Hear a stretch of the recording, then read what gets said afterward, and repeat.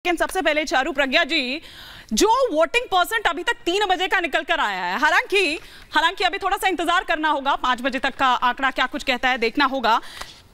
थोड़ी धीमी रफ्तार देखी जा रही है, ये चिंता का विषय है। चिंता का विषय इसलिए भी क्योंकि आपने जो टारगेट रखा है वो काफी हाई है, तो इस उदासीनता के साथ तो वो पूरा नहीं हो पाएगा।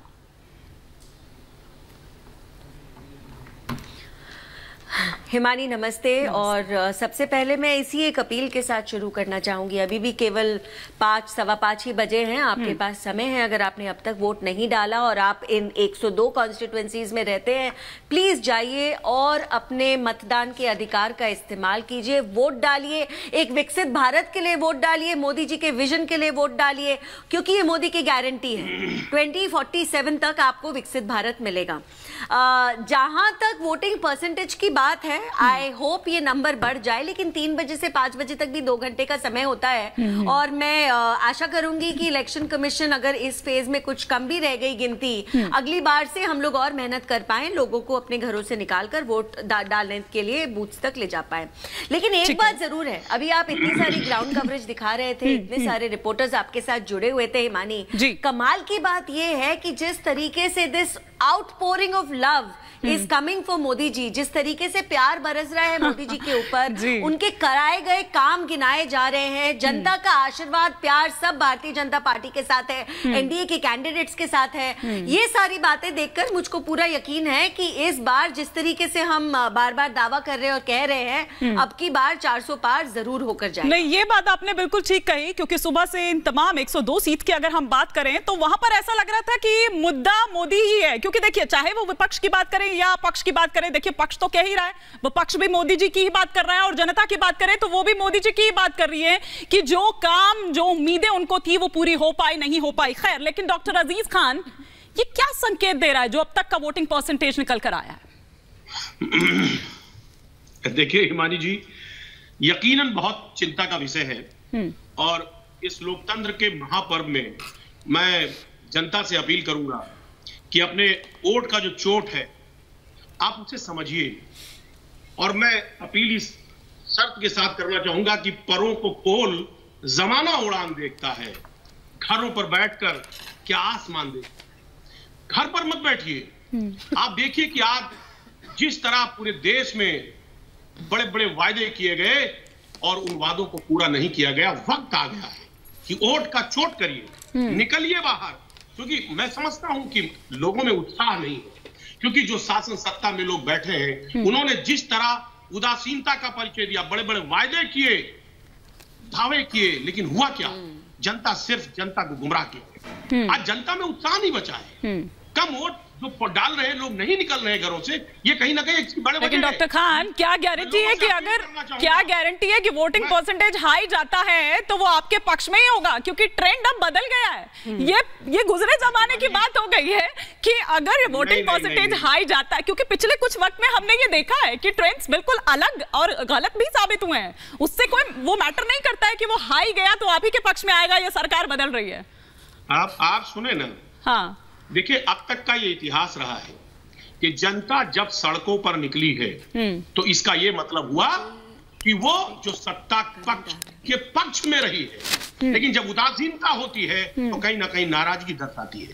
तो आज नाराजगी दिख रही है। हाँ। लेकिन मैं लोगों से अपील करना चाहूंगा कि आज वक्त है कि अब ना बेदार हुए तो खुदा ही हाफिज, धूप दीवार की आंगन में उतर आई है। मेरे दोस्तों, मेरे साथियों, देशवासियों, निकलिए और वोट का चोट करिए, क्योंकि जिस तरह आपके साथ धोखा हुआ है, आज इंडिया गठबंधन आपके साथ खड़ा है और मजबूती के साथ खड़ा है। हाँ, ठीक है। कहाँ है गठबंधन? साइलेंट है। कहाँ है गठबंधन? सुनिए ना, अरे सुन लीजिए चारू जी। अरे आपकी बात, वो गठबंधन अभी 2 दिन पहले प्रेस कॉन्फ्रेंस कर रहा था, अपने एजेंडा बता रहा था, अपने साझा प्रेस कॉन्फ्रेंस थी, लेकिन एजेंडा अपना था। कंप्लीट कर लीजिए। वो आप भी हंस रहे हैं इस बात पर, मतलब मान रहे कहीं। देखिए, मैं तो वो कह रहा हूँ जो सच्चाई है। अच्छा। मैं देशवासियों को सिर्फ आगाह करना चाहता हूँ जी कि आज जिस तरह हालात हैं, उन हालात को समझना है देशवासियों को। ठीक है, और देशवासी कहीं ना कहीं अंदर से समझ रहा है। देशवासियों को आगाह करना चाहते हैं कि कोई गठबंधन नहीं है, हम अपने अपने प्रेस कॉन्फ्रेंस करते हैं। ठीक है, एक क्विक रिएक्शन सभी का ले लूं। ममता जी क्या आप देख रही हैं? हिमानी जी, उत्तराखंड से आप आ रही हैं, उत्तराखंड में भी अभी फुल तो आना बाकी है, लेकिन 3 बजे तक का ही आंकड़ा वहां से भी सामने आया। जी बिल्कुल हिमानी जी, बहुत बहुत धन्यवाद। आपने सही बोला कि मैं उत्तराखंड में पूरे 8 दिन थी और 8 दिन में चुनावी रण में सीमांत गांवों तक गई और पूरे जिम्मेदारी के साथ बोल रही हूँ। वहां पर जनसभाएं करी, नुक्कड़ सभाएं करी, 1 to 1 किया, लोगों के घरों में गई और सबने, जो अभी आपके स्क्रीन पर भी दिख रहा था, जो मातृशक्ति है, जो युवा है, जो मेरे पुरुष भाई हैं वहां के, उन्होंने बोला कि भाई हमारे सब कुछ तो मोदी जी हैं। आज चाहे किसानों को 6,000 रुपए मिलते हैं तो वो मोदी जी देते हैं, जो जनधन अकाउंट के माध्यम से हमारे अकाउंट खुले हैं उसमें पैसा है, मातृशक्ति कहती है, वो मोदी जी ने दिया है। जो आज हमको सिलेंडर मिल रहे हैं वो मोदी जी ने दिए हैं। जो आयुष्मान भारत कार्ड मिला है 5 लाख का बीमा, वो मोदी जी ने दिया है। तो सब कुछ मोदी ने दिया है। तो जब मोदी हमारे लिए खड़े हैं और मोदी हमारे लिए सब कुछ कर रहे हैं, हमारे गांव गांव में पहुंच करके, दूर दराज के गांव में जहां कांग्रेस तो कभी पहुंचती नहीं थी, तो अब इस लोकतंत्र रूपी महापर्व का जो ये महायज्ञ हो रहा है चुनाव रूपी, उसमें जो हमारी मत रूपी आहुति पड़ेगी वो नरेंद्र दामोदर दास मोदी जी को ही पड़ेगी। और ये बात मैं ग्राउंड जीरो की आपको बता रही हूँ। मेरे सपा वाले भाई जो बोल रहे हैं ना कि एंटी इनकम्बेंसी है, भाई पिछले साल का मुझे फिर से उत्तराखंड क्यों फिर से बोलती हूँ, जब उत्तराखंड में चुनाव हो रहा था तो कांग्रेसियों ने अपने झंडे फहरा दिए, लड्डू मंगा दिए मन वहां पर के, नहीं भैया आप तो निपट गई, जा रही है भाजपा। लेकिन क्या हुआ? प्रो इनकम्बेंसी, एंटी इनकम्बेंसी नहीं, भाजपा में अब ये नहीं चलता है। प्रो इनकम्बेंसी हुई और दोबारा प्रचंड बहुमत से भाजपा की सरकार वहां पर। चंद्रमोहन जी, ये 150 वाला चुनाव है या 400 वाला चुनाव है? 150 वाला इसलिए क्योंकि अभी 2 दिन पहले वो राहुल गांधी जी का आपको वो साझा प्रेस कॉन्फ्रेंस में जो बयान था वो 150 वाला या 400 वाला? देखिए, अब के बार तो डिब्बा गोल और भाजपा का बिल्कुल गोल।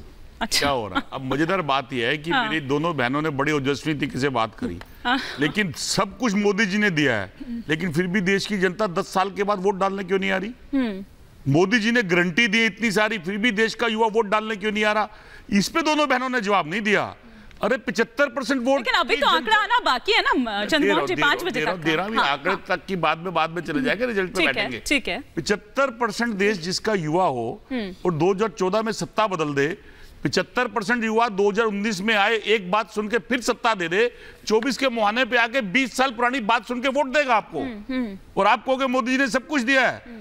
झूठ, जुमला और वक्तव्य और वादे सब समझ गए कि मोदी जी अब हमारे लिए, मोदी जी। लेकिन चंद्रमोहन जी, इसमें ये कोई ऐसा नहीं है कि मैं बनाकर बोल रही हूँ। अभी आपने कुछ लोगों को सुना ही होगा, जब आप उनसे पूछते जा रहे थे तो ऐसा लग रहा था मोदी जी मुद्दा। ये मैं नहीं कह रही हूँ, सुबह से मैं कई चैनलों में भी और कई चैनलों में मैंने सुबह से संजीव जी यही रिपब्लिक पर हैं, तो मैं सुना देता कि वहां पर दूसरे चैनल के लोगों के अंदर, दूसरे ओपिनियन के अंदर मोदी जी और भाजपा के लिए क्या ओपिनियन दे रही है आज जनता। अच्छा,